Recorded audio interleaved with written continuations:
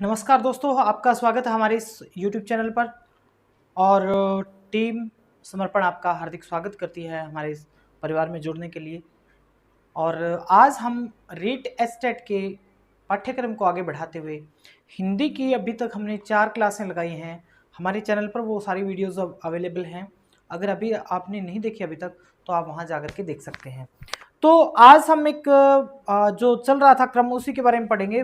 तो हमने सबसे पहले 2 क्लासेस के अंदर जो किया था वर्ण विचार के बारे में, उसके बाद में एक हमने शब्द विचार किया था। शब्द विचार में शब्द के भेद किए थे हमने, शब्द क्या होते हैं, परिभाषा और उसके भेद किस किस आधार पर होते हैं। और उसमें हमने 2 उत्पत्ति और व्युत्पत्ति के आधार पर 2 भेद हमने पिछले वीडियो में कर लिए थे।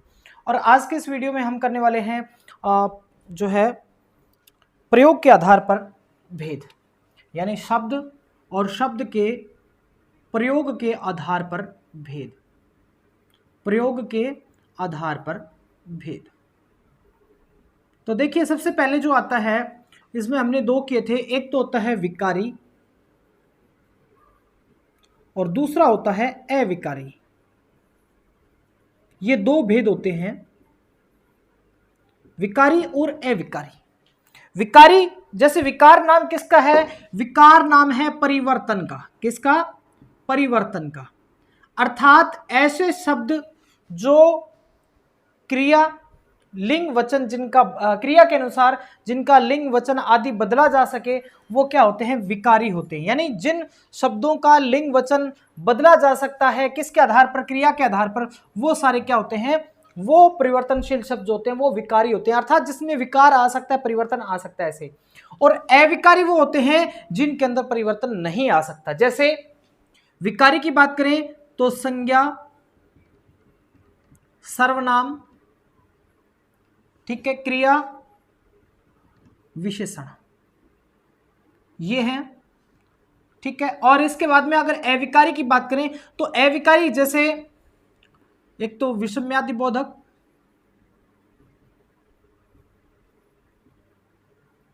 समुच्चय बोधक, संबंध बोधक, ये जो है वो क्या है? अविकारी है। यानी कि ये शब्द विषम्यादि बोधक, समुच्चय बोधक, संबंध बोधक जो है इनका जो है किसी काल आदि का कोई प्रभाव नहीं पड़ता। विकारी वो होते हैं जिन शब्दों पर जो है समय आदि काल आदि का प्रभाव पड़ता है, लिंग वचन आदि का प्रभाव पड़ता है। यानी लिंग वचन काल आदि के अनुसार जो शब्द बदले जा सकते हैं वो कहलाते हैं विकारी, जैसे संज्ञा, सर्वनाम, क्रिया और विशेषण। और अविकारी वो होते हैं जो नहीं बदलते किसी भी परिस्थिति में। अविकारी को अव्यय भी कहते हैं। अव्यय यानी न वेति इति अव्यय, जो कभी व्यय नहीं होता, जिसमें कोई परिवर्तन नहीं आता। जैसे हम बात करें तो जो, सो, जो करेगा सो भरेगा, जैसा बोओगे वैसा काटोगे। तो जो, सो, जैसा, वैसा, ये सारे क्या है?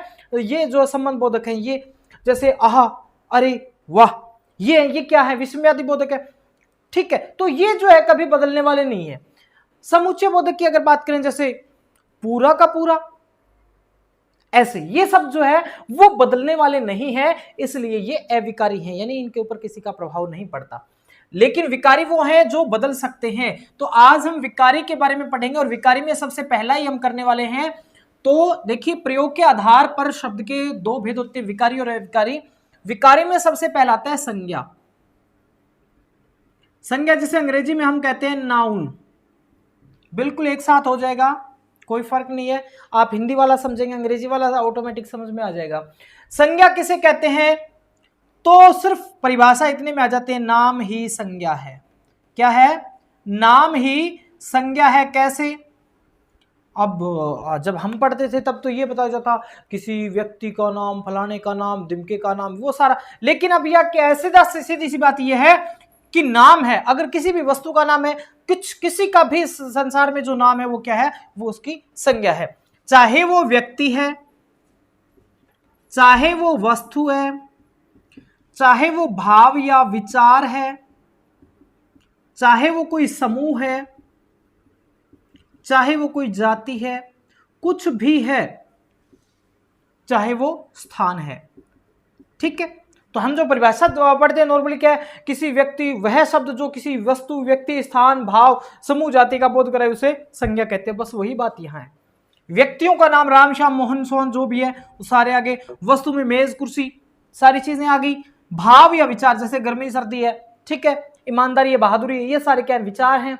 समूह, किसी समूह का नाम जैसे कक्षा है, कक्षा में क्या पूरे एक समूह का नाम कक्षा है।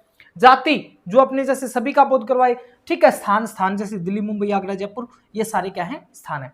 तो इन सभी चीजों के जो नाम होते हैं, अगर वैसे माने तो कोई भी नाम जो है ना वो नाम क्या है, वो नाम ही संज्ञा है।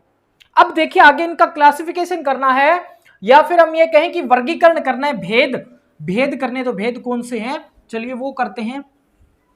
अंग्रेजी में देखेंगे तो सीधा सा क्या कहा जाता है, the word which tells about the name of anything calls noun. सीधा सा ये कहेंगे, ठीक है, जो वस्तु जो शब्द किसी का भी नाम बताता है ना, वो क्या है, नाउन है, ठीक है। अब देखिए इसके भेद की बात करें, संज्ञा के भेद की बात करें, टाइप्स ऑफ नाउन की बात करें, तो देखिए हिंदी में यहां थोड़ा सा डिफरेंट है। हिंदी में अगर करेंगे तो हम यहां सिर्फ 3 करेंगे, और अगर अंग्रेजी में करेंगे भेद इसके तो उसमें ये 5 हो जाएंगे। लेकिन है वही, बस फर्क ये है कि हिंदी में एक के नीचे 2 लगा दिए और यहां 5 जो है अलग अलग दिखाए हैं, ठीक है। तो देखिए सबसे पहला है व्यक्तिवाचक संज्ञा। व्यक्तिवाचक संज्ञा, व्यक्तिवाचक संज्ञा या जिसको हम क्या कहते हैं, अंग्रेजी में कहते हैं प्रॉपर नाउन, ठीक है। बस नाम से ही समझेंगे। व्यक्ति, हर एक व्यक्ति अपने आप में अलग होता है। हर एक व्यक्ति, आपके नाम का जो है, आप अपने नाम है, आप अलग हैं, आप दूसरा आपके नाम का वो अलग है। यानी कि जो चीज यूनिक होती है, जो अपने आप में एक होती है, वो सारी की सारी चीजें क्या है, व्यक्तिवाचक संज्ञा कहलाती है, प्रॉपर नाउन कहलाती हैं। अब मान लीजिए यहां हम कहें रामचंद्र, तो ये रामचंद्र जो है वो एक व्यक्ति है, कोई भी हो सकता है, वो हो सकता है वो भगवान रामचंद्र हो, दशरथ के पुत्र हो, या फिर कोई और व्यक्ति रामचंद्र हो, लेकिन वो व्यक्ति यूनिक है, अपने आप में एक है, अपने आप में एक प्रॉपर है। जो अपने आप में एक प्रॉपर होता है वो उससे क्या कहते हैं, प्रॉपर नाउन कहते हैं। वो कौन कौन सी चीज हो सकती है अपने आप में, वो व्यक्ति हो सकता है, किसी भी व्यक्ति का नाम हो सकता है, किसी स्थान का नाम हो सकता है, स्थान का नाम हो सकता है, और किसी विशेष वस्तु का नाम हो सकता है। विशेष वस्तु का यहां मैं वर्णन थोड़ा सा करना चाहूंगा। व्यक्ति तो कोई भी व्यक्ति का अगर नाम आ गया तो वो व्यक्तिवाचक है। अगर स्थान का नाम आ गया, स्थान के नाम देखो कैसे होना चाहिए, ऐसा हो जो अपने आप में एक है। जैसे हम बात करें जयपुर, तो जयपुर अपने आप में एक है, लेकिन ये कहें कि राजधानी, तो राजधानी तो स्थान तो है, लेकिन ये स्थान जो है राजधानी, राजस्थान की अलग है, हरियाणा की अलग है, पंजाब की अलग है, भारत की अलग है, पाकिस्तान की अलग है, बांग्लादेश की अलग है, वो सभी की है। लेकिन जयपुर सभी का है क्या, जयपुर अपने आप में एक है, ठीक है। ऐसे ही अगर हम कहें भारत, तो भारत अपने आप में एक है, ठीक है। तो जो चीज अपने आप में एक है वो क्या है, वो व्यक्तिवाचक संज्ञा कहलाती है। चलिए क्लियर। इसके बाद में देखें विशेष वस्तु। विशेष वस्तु की बात करें, सोना कह लें एक बार। सोना तो धातु, और आपको जब पढ़ाया गया होगा स्कूल में उस टाइम यही रटवाया गया कि सारी धातुओं के नाम जो है वो सारी धातुएं जितनी भी है वो द्रव्यवाचक संज्ञा में आती हैं। सोना क्या है, सोना एक द्रव्यवाचक संज्ञा है, यानी मटेरियल है, ये आगे समझेंगे इसको, ठीक है। लेकिन ये विशेष कब बन जाता है, जब मैं कहूं कि मेरे हाथ में जो सोना है, ये मेरे हाथ में जो सोना पहन रखा है, तो जो मेरे हाथ में है ना, तो मेरे हाथ में है वो अपने आप में क्या है, विशेष है, स्पेशल है। तो ये क्या हो जाएगा, ये हो जाएगा हमारा प्रॉपर नाउन, क्योंकि सोने की बात आ गई। पेन, पेन कौन सा, जो मेरे हाथ में। अगर पेन सीधा आता है तो वो जातिवाचक है, क्योंकि पेन बहुत सारे होते हैं, सभी एक पेन शब्द जो सभी पेन का बोध करा है। लेकिन ये कहें कि पेन जो मेरे हाथ में है, मेरे हाथ में तो एक ही है, प्रॉपर है, अपने आप में एक है, अपने आप में एक है, तो ये क्या होगा, व्यक्तिवाचक संज्ञा होगा या प्रॉपर नाउन होगा। यानी जो चीज अपने आप में एक होती है वो क्या कहलाती है, प्रॉपर नाउन या व्यक्तिवाचक संज्ञा कहलाती है। क्लियर। सिर्फ 3 चीजें याद रखनी है, व्यक्ति का नाम, किसी स्थान का नाम, और विशेष वस्तु। वस्तु जो विशेष हो, वस्तु वैसे बाद में आएंगी, लेकिन यहां क्या है, वस्तु जो विशेष होनी चाहिए उसके बारे में, यानी वो यूनिक होनी चाहिए। अगर यूनिक है तो वो क्या कहलाएगा, व्यक्तिवाचक संज्ञा कहलाएगा, ठीक है। देखिए आगे बढ़ते हैं, दूसरा समझते हैं जातिवाचक संज्ञा, जिसे हम कहते हैं कॉमन नाउन। कॉमन नाउन कहते हैं। कॉमन, बस यहां से आप समझ जाएंगे जो चीज कॉमन है वो कॉमन नाउन है। अब मैं कहूं लड़के, लड़का, अब लड़का जो है वो कोई भी हो सकता है, लड़के लड़के सभी पूरे लड़के, जाति जो उसके बारे में कह रहा है। पशु कह दिया, पशु सारी पशु जाति आ गई। गाय कह दिया, वो आगे, मतलब जो शब्द अपने जैसे बहुत सारों का बोध करवाता हो, अपनी पूरी प्रजाति का बोध करवाता हो। मैंने कहा पेन, पेन जो है, अब ये तो नहीं पता कौन सा पेन, तो पेन जो है ना, पेन क्या है यहां व्यक्तिवाचक, सॉरी जातिवाचक है। क्यों? क्योंकि हमें पता नहीं है पेन का अर्थ है सारी पेन, ये भी पेन, ये भी पेन, और आपके पास भी पेन, सभी के पास पेन है, तो वो क्या है? जातिवाचक है। अब ये कहें गाय, तो गाय कौन सी? गौशाला भरी पड़ी है, देश भरा पड़ा है गायों से, तो वो सारी क्या है? वो अपनी पूरी प्रजाति का बोध करवा रही है। लेकिन अगर हम ये कहें कामधेनु,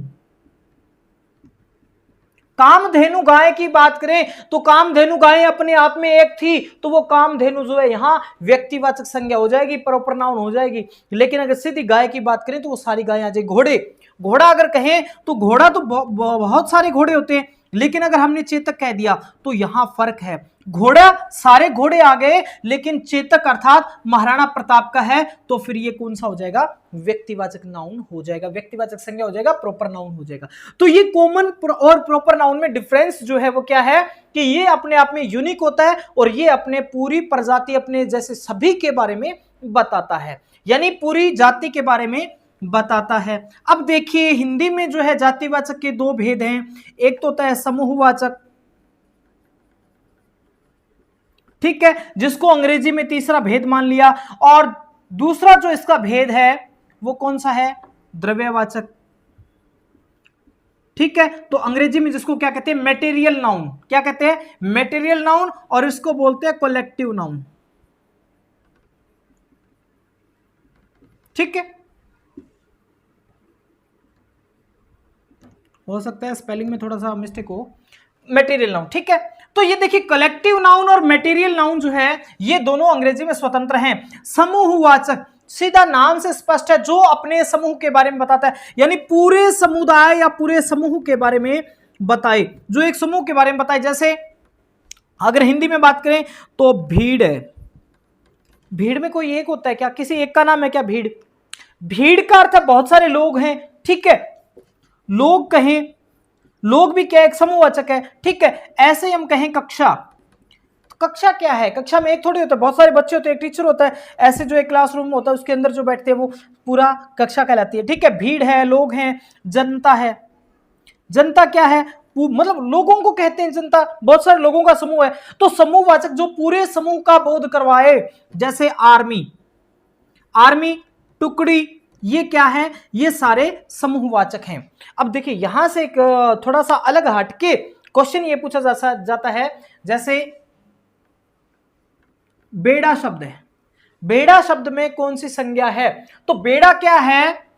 1000 समुद्री जहाज जो होती ना, उनके समूह को क्या कहते हैं? बेड़ा कहते हैं। तो ये पूरे समूह का बोध करवा रहा है, ठीक है। इसी तरीके से रेवड़ है, रेवड़ क्या है? ठीक है, रेवड़ जो है मवेशियों का झुंड होता है, और झुंड ऊंटों का झुंड होता है, ठीक है। ऐसे ही अंग्रेजी में अगर बात करें फ्लीट होता है, ठीक है, समुद्री जहाजों का बेड़ा होता है, फ्लीट जिसे कहते हैं, ठीक है। आर्मी है, आर्मी क्या है? जिसमें जो सोल्जर्स जो होते हैं, नंबर ऑफ सोल्जर्स, ठीक है। तो ये पूरे समूह को बोध करवा रही है, इसलिए क्या है? ये कलेक्टिव या समूहवाचक है, यानी जो पूरे समूह का बोध करवाए, ऐसा शब्द या उसका नाम जो पूरे समूह का नाम होता है वो क्या कहलाता है? समूहवाचक संज्ञा या कलेक्टिव नाउन कहलाता है।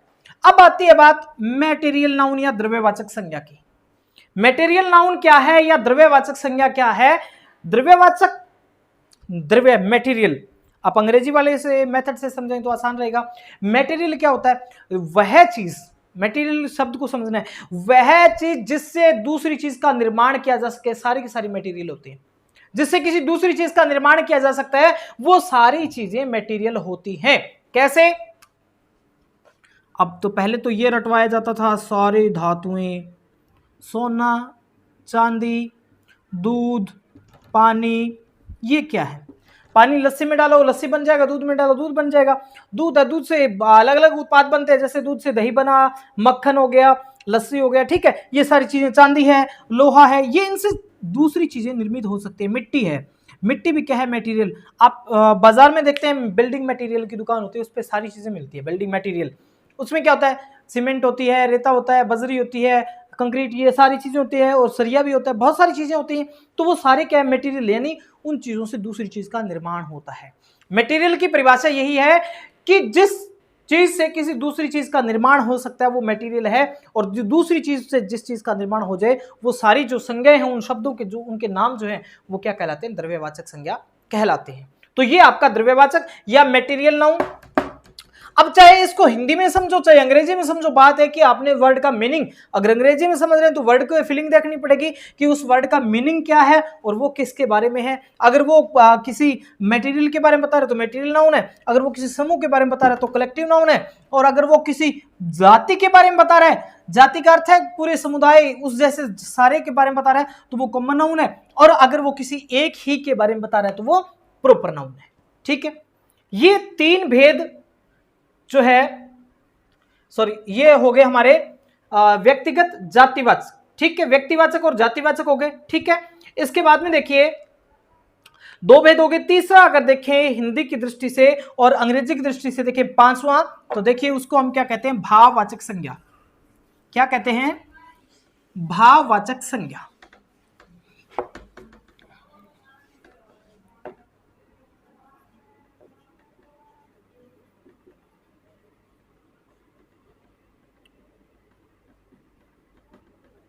भाववाचक संज्ञा जो है वो संज्ञा किसका नाम है, किसी भी भाव या विचार का नाम।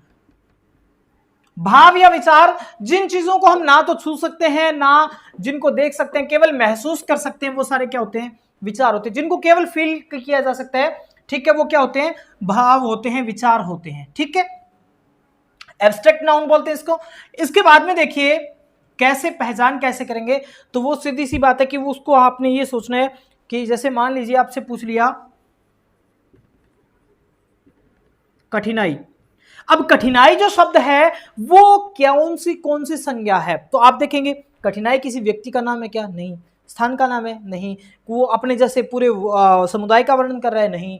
ये क्या संख्या, इनकी गिनती या माप तो हो सकता है, नहीं हो सकता। कोई दूसरी चीज बनती है, नहीं बनती। क्या इसको छू सकते हैं, नहीं। देख सकते हैं, नहीं। इसको क्या कर सकते हैं, महसूस कर सकते हैं, यानी क्या है, ये भाव है या विचार है। बहादुरी, बहादुरी क्या है, बहादुरी आपने कभी देखी है क्या, कहते हैं वो बड़े वी बहादुर थे, वो बहादुर थे, उनकी बहादुरी बहुत फेमस थी। तो बहादुरी जो है वो हमने देखी नहीं है, हो सकता है किसी बहादुर व्यक्ति को देखा हो, बहादुरी नहीं देखी। तो बहादुरी क्या है, भाव या विचार का नाम है, और भाव या विचार के नाम होते हैं वो सारे क्या होते हैं, भाववाचक संज्ञा होते हैं। खासकर क्या होता है, इसमें प्रत्यय लगा करके, जैसे या तो संज्ञा के सर्वनाम के साथ, विशेषण आदि के साथ जो है वो लगा दिए जाते हैं, क्या, प्रत्यय लगा दिए जाते हैं, और प्रत्यय लगा करके ये संज्ञाएं बनती है। जैसे अपना, अपना से लगा दिया अपन, अपनापन। ठीक है, ऐसे ही चढ़ना एक क्रिया थी और उसमें आई प्रत्यय लगा दिया, क्या बन गया, चढ़ाई। तो ये क्या है, ये चढ़ाई, अपनापन। ठीक है, ऐसे ही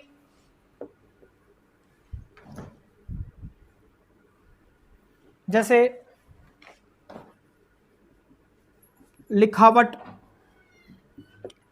ठीक है, लिखावट या लिखाई, ये क्या है, ये प्रत्यय लगा करके जो है वो संज्ञा सर्वनाम या क्रिया, संज्ञा सर्वनाम या क्रिया शब्दों से इनके आगे प्रत्यय लगा करके इनका निर्माण कर दिया जाता है, खासकर प्रत्यय लगा करके, और ये क्या बनते हैं, भाववाचक संज्ञा बन जाती है। यानी जिसको हम सिर्फ महसूस कर सकते हैं वो सारे क्या कहलाते हैं, वो सारे के सारे भाववाचक संज्ञाएं कहलाती है।